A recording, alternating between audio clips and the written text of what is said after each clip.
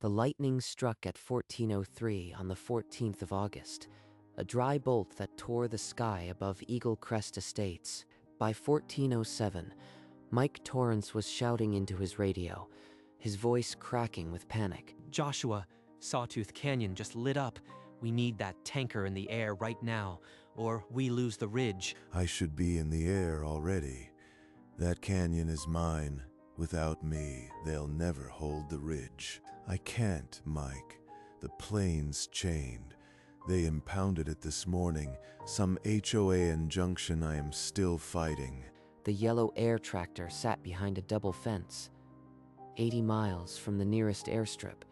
Grounded by a court order from that very morning, 1 week earlier, Eagle Crest was a fortress of polished rules, where silence was the highest law. Joshua's airstrip sat on the eastern flank, where his crop duster flew at dawn over the fields, a familiar rumble that kept the valley safe. But HOA President Carolyn Strathmore had filed over a dozen noise complaints, calling the engine a public menace that violated quiet hours. She'd assembled a legal case against him, determined to silence that plane forever, no matter the cost. 4 weeks earlier, Joshua Merritt flew his morning sorties, low over the fields, the yellow plane skimming crops at dawn. Every thermal and canyon was mapped in his bones. The state relied on him when fire called. That morning, Carolyn Strathmore stood at her property line, decibel meter in manicured hand, pink blazer pressed. 82 decibels at 6 a.m. Quiet hours violation. Mr. Merritt, I am filing a formal complaint. She filed her first formal complaint that afternoon, demanding a ban on dawn flights. I am spraying crops, same as every other farm in this valley. That plane saves lives when the hills catch fire. I don't care about your hypotheticals. My grandson has asthma, and your noise is a health hazard. The complaint escalated fast. Carolyn rallied the board, painting Joshua as a reckless nuisance. You are grounding the only canyon-certified pilot within 100 miles. One spark in this whole development is kindling. But the community saw only a noisy plane disturbing their peace. The first hearing was set for the 14th of August. The special board meeting was standing room only. Carolyn dropped a petition with over 200 signatures on the table. This isn't just noise, it's about property values. That plane costs us every time it takes off. My plane is on a state fire contract. During fire season, I am required to fly instantly. Quiet hours could mean deaths. You keep talking about fires, but we haven't had one here in 20 years. This is extortion. Within days, she hired a land use attorney, and the HOA filed a motion for a temporary injunction. A county deputy served Joshua at his airstrip, the complaint thick with allegations. They're tying my hands right when the brush is primed. This is suicide for Sawtooth Canyon. The HOA board voted 7-2 for the injunction. A resident fundraiser gathered $50,000 in under a week. We're going to set a precedent. Silent mornings are our community's right.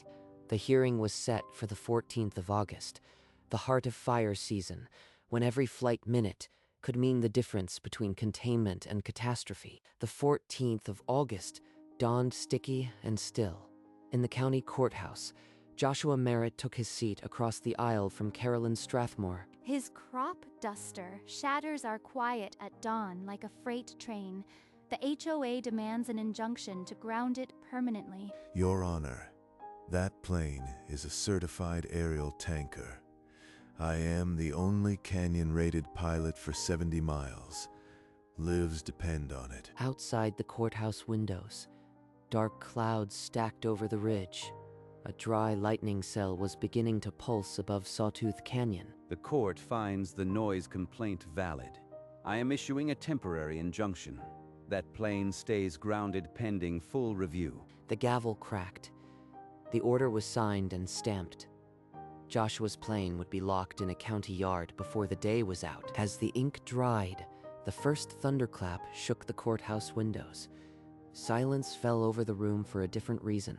Lightning on the ridge, and they've just grounded the one plane that could punch through the canyon before it spreads. We did it. Peace and quiet are finally here. Outside, the storm rolled east. A pine on the ridge snapped under a white-hot bolt, and the first orange glow of wildfire flickered against the black sky. Within the hour, the court order reached the airstrip. Deputy Jim Delaney stood beside a county flatbed truck, clipboard in hand. Mr. Merritt, by order of the court, I have to seize this aircraft. Don't make this harder than it has to be. The plane I've kept ready for exactly this moment, and they're hauling it away like scrap. As the truck pulled onto the highway, a black smoke column rose from Sawtooth Canyon, fed by dry brush and a demon wind. Joshua's phone buzzed. It was Mike Torrance, Cal Fire's aerial coordinator, his voice already ragged. Joshua, Sawtooth Canyon is torching. I need you airborne 10 minutes ago. What's your status? Mike, I am grounded. Court injunction. The plane's on a flatbed heading to county impound 80 miles from the fire. Grounded? Joshua, that canyon is exploding. Without you, we can't hold the ridge. This is a catastrophe. The flatbed merged onto the interstate, and the plane that could have stopped the fire dwindled to a speck. By sunset, the Sawtooth fire had consumed 4,000 acres and was marching down the ridge toward Eagle Crest Estates. Overnight, the fire doubled in size. Steep terrain and 50-mile-an-hour gusts drove flames through Sawtooth Canyon's narrow choke points. I've got 2 tankers orbiting the ridge, but neither pilot is canyon certified. They can't drop below the inversion layer. Sheriff, this is Torrance. We need Merritt's plane released immediately. The canyon approach is impossible without his certification. Without a judge's order, I can't release that aircraft. The injunction is court-issued, not mine to override. Judge Emery was unreachable. On a flight himself to a legal conference in Denver, his phone switched off. At 4:12 a.m., the fire jumped the main fire break, a 40-foot wall of flame that swallowed the retardant line in seconds. It's over the fire break. Eagle Crest is directly in the path. We're out of time. From the impound fence, Joshua could see the mushroom cloud glowing over the ridge, his canyon burning without him. Sheriff, I am begging you. Circumvent the injunction. We'll face the consequences later. But the answer was no. As dawn broke, the fire had a name, Sawtooth, and it was coming for Eagle Crest with nothing to stop it. Evacuation orders flashed across every phone in Eagle Crest. The gates became a choke point of panicked luxury cars. This is absurd. The tankers will stop it before it reaches the golf course. I am not abandoning my home. Ma'am, the fire jumped the ridge 20 minutes ago. If you stay, you'll die. Get in your car now. She clutched a jewelry box to her chest, convinced that order and prestige would somehow shield her. But the deputy's firm hand on her arm ended the argument. She slid into her Mercedes and fled without looking back. 80 miles away, Joshua stood at the impound fence, the horizon bleeding a deep orange. He couldn't look away. He could see every approach line in his mind. The canyon drop, the flare, the release. He should be there. The fire rolled over Eagle Crest like a tidal wave. House after house ignited in a chain reaction of embers. The next morning, 41 homes were reduced to charred skeletons. Carolyn Strathmore's mansion was among them.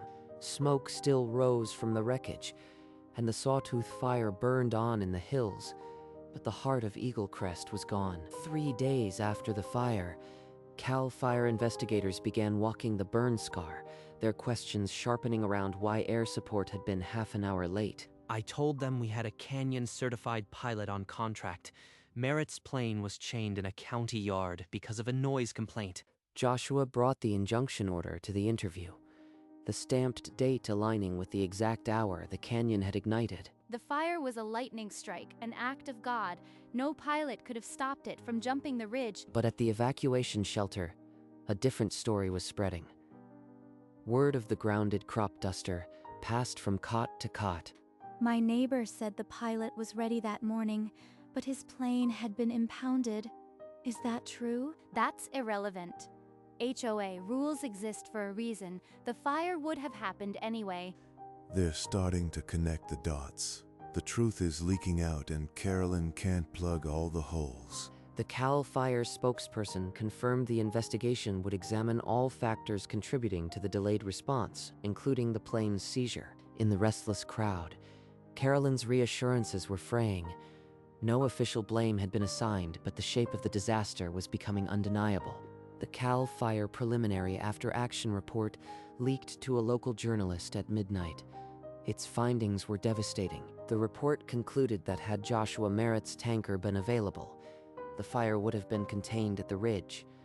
The HOA's temporary injunction caused the critical delay. The report named Carolyn Strathmore by name and cited the Eagle Crest HOA's legal action as the proximate cause of the fire's spread.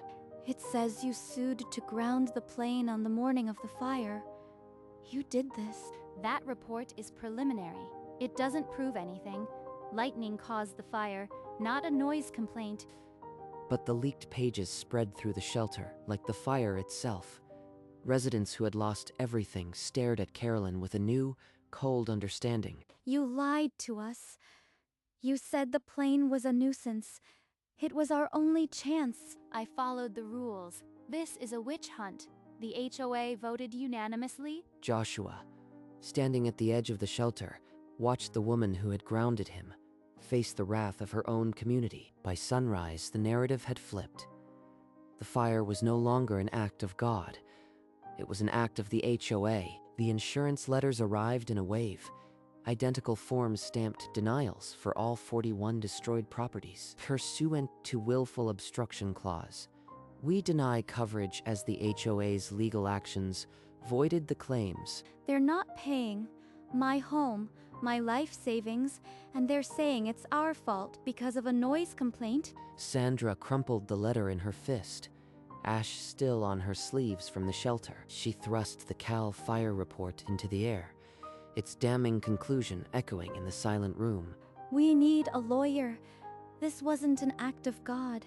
It was Carolyn Strathmore and the HOA board. In the packed church basement, 40 families faced the same impossible math. No house, no check, and a legal loophole pointing at their dead HOA. I'll find a lawyer tonight. We'll sue Carolyn Strathmore personally and every board member who voted for that injunction. This is absurd. You can't hold me personally responsible for a legal action the whole HOA voted for. By sunrise, the class action filing listed Carolyn as the first defendant. The total damages sought were $87 million. Carolyn Strathmore's deposition was held in a windowless conference room, her pink blazer now a shade less bright. I only wanted to enforce the HOA's quiet hours. Nobody could have predicted a wildfire that day. The plaintiff's attorney slid a printed email across the table, dated the 21st of June, from Carolyn to the HOA board. The email read, "These fire warnings are paranoia. We haven't had a fire in 20 years. The real nuisance is that plane." It was an exaggeration. I never thought the canyon would actually burn. Joshua Merritt was called next, his testimony carrying the weight of every unanswered warning. I told the HOA board 3 times that I was the only Canyon-certified pilot. They dismissed it as a sales pitch. He produced the Cal Fire contract and his certification records, none of which had ever been contested. The judge entered a directed finding of no liability for Joshua. He was legally and publicly cleared, but for Carolyn, the courtroom walls were closing in. The email had gutted her defense. Judgment was now a matter of arithmetic. The consolidated civil suit sought exactly $87 million, a number that drained the last arrogance from Carolyn's posture. The judge's asset freeze order arrived within hours. Her bank accounts, her rental properties, her Mercedes all frozen. I have nothing left to pay a lawyer. I'll represent myself. The facts are on my side. But in court, she objected at the wrong moments, argued irrelevancies, and was repeatedly overruled. The state insurance commissioner issued a public bulletin. Any HOA that obstructs emergency services risks voiding community coverage. Even people who'd sided with Carolyn now avoided her. Sandra's stare from the gallery was pure contempt. I only enforce the rules. Why does everyone hate me? She was a pariah among former allies. HOA board members quietly blamed her for the legal quagmire. The civil trial date was set for November, but the verdict was already written. The only unknown was the final price. Carolyn Strathmore, once the Queen of Eagle Crest, found herself alone in a county where every face was an enemy. The judge read the verdict in a quiet, deliberate tone that carried weight. Carolyn Strathmore and the defunct HOA were found liable for $87 million. The HOA's actions were reckless and directly contributed to the fire's spread. Damage to the plaintiffs is established by clear evidence. Carolyn's remaining assets, her rental properties, her Mercedes, her jewelry, were ordered sold to fund a partial restitution trust. Everything I built, gone over a noise complaint. They're treating me like a criminal. No jail time, but the judgment was financial annihilation. She would owe more than she could ever earn. It's not enough, but at least the world knows she did this. We'll never rebuild what we lost. I was just following the rules. The HOA voted. Why am I the only one paying? Her question echoed unanswered. The former board members had settled quietly, leaving her to face the storm alone. The homeowners would receive pennies on the dollar, but the verdict was a permanent scar on her record. Carolyn Strathmore moved into a used trailer on the outskirts, a far cry from the mansion that had burned. The state fire marshal released a formal statement clearing Joshua Merritt of any negligence and condemning the HOA's reckless obstruction. The state legislature passed an emergency bill granting immunity to firefighting pilots from local noise ordinances during fire season. After everything, they finally understand.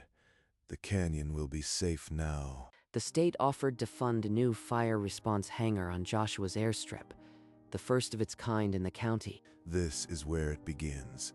A hangar built on the ashes of their mistakes. Architects and engineers walked the scorched land, designing a facility that would stand as a permanent reminder. The state built a fire hangar on land that HOA tried to silence. The groundbreaking was set for spring, with funding secure and public support overwhelming. Joshua stood at the runway threshold, the wind carrying the faint smell of wild grass. No HOA could ever again use quiet hours to ground a first responder. By spring, the new hangar rose, steel beams and concrete, a state seal on the door. The new HOA board, mostly locals and displaced homeowners, elected Sandra Ellis as president.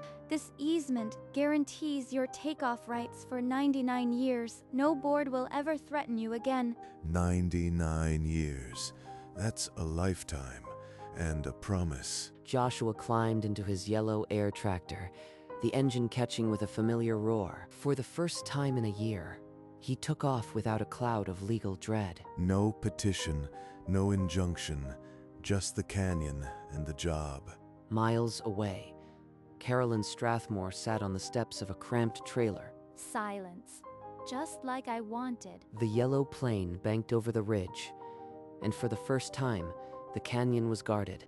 The woman who demanded silence now had nothing but a hollow victory in a cramped trailer. And the pilot she silenced became the canyon's permanent guardian, his plane a sentinel over the ridge. The fire took 41 houses, but from the ashes, a new covenant was written in law and steel.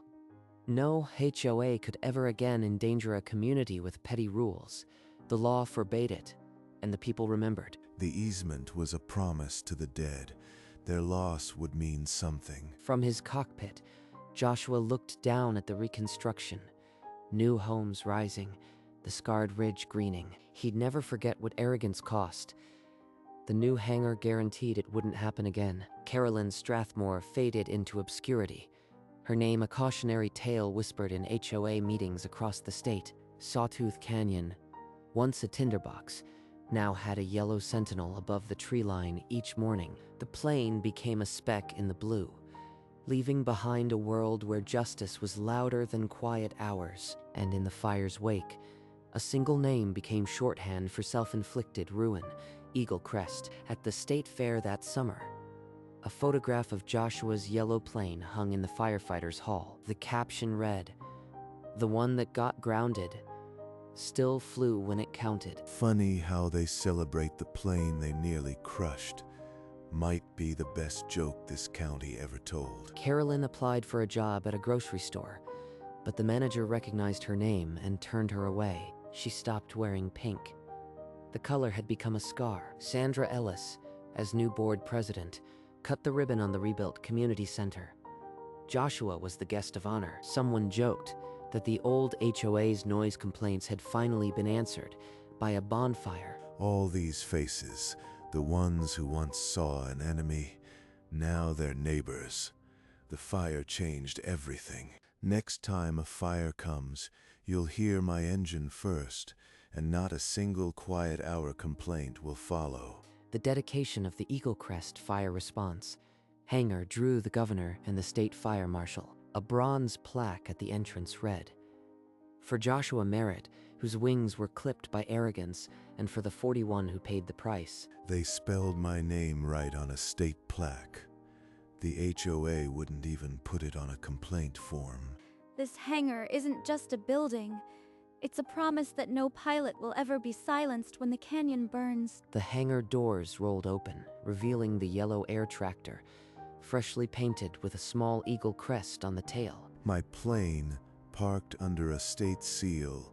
The same county that impounded it now guards it. Joshua fired the engine and taxied out, the propeller cutting the silence that had once been his enemy. As he lifted off, a caravan of news vans recorded the moment, beaming it across the state. That evening, a legislative committee officially named the new law the Merit Act, shielding emergency pilots from local noise complaints. And in Eagle Crest, the sound of a crop duster at dawn became a lullaby, not a crime. The state attorney general issued a final decree dissolving the Eagle Crest Estates HOA, citing reckless endangerment. The old HOA is dead. What rises now is a fire council. Any neighbor who needs to fly for safety flies free. I never wanted to win a war. I just wanted to save what could burn. The new charter prohibited noise complaints against emergency pilots and named Joshua Merritt honorary lifetime director of fire response. Carolyn Strathmore watched the news on a second-hand television, the silent trailer amplifying the humiliation. They made me the villain of a tragedy I couldn't see coming. But the community had no pity left, only gratitude for the pilot who'd waited at a chain-link fence while their world burned. The final legal order released the impound fee back to Joshua with interest, a quiet admission of wrong. 41 houses gone, but the canyon lives, and now so does the promise. The Merit Act would be studied in law schools, the Eagle Crest Fire in planning boards, and the sound that saved the canyon unbanned. 1 year after the fire, on the 14th of August, the community gathered at the new center for a memorial. We lost 41 homes, but we gained a conscience.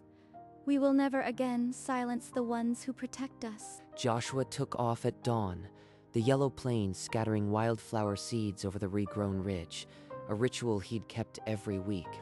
This is my church now. These seeds are for those who never saw the ridge bloom again. From her trailer window, Carolyn Strathmore watched the plane climb, the drone a verdict she couldn't unhear. I asked for quiet. I got silence, and it's the loudest thing I've ever heard. The new Fire Council's annual report recorded 0 noise complaints against emergency pilots. Aerial volunteerism in the county had risen 50%, a direct result of the Merit Act. Joshua refueled and parked the plane inside the state-financed hangar, its doors closing like a vault of justice. The HOA that tried to ground him had unwittingly etched his legacy into state law. Every the 14th of August, Joshua flew alone at dawn, dropping a single wreath over the canyon. 41 souls. I remember every house number. The ridge was green again, the community rebuilt, but the scar on his conscience was permanent. They hate what I did, but I hate that I was wrong. She never went back to Eagle Crest. The gate code had been changed the day the HOA dissolved. We're planting a memorial grove 41 trees, one for each home lost. Joshua volunteered to aerial seed the grove, his plane tracing the outline of the burn scar. It's the least I can do. I'll keep flying until I can't.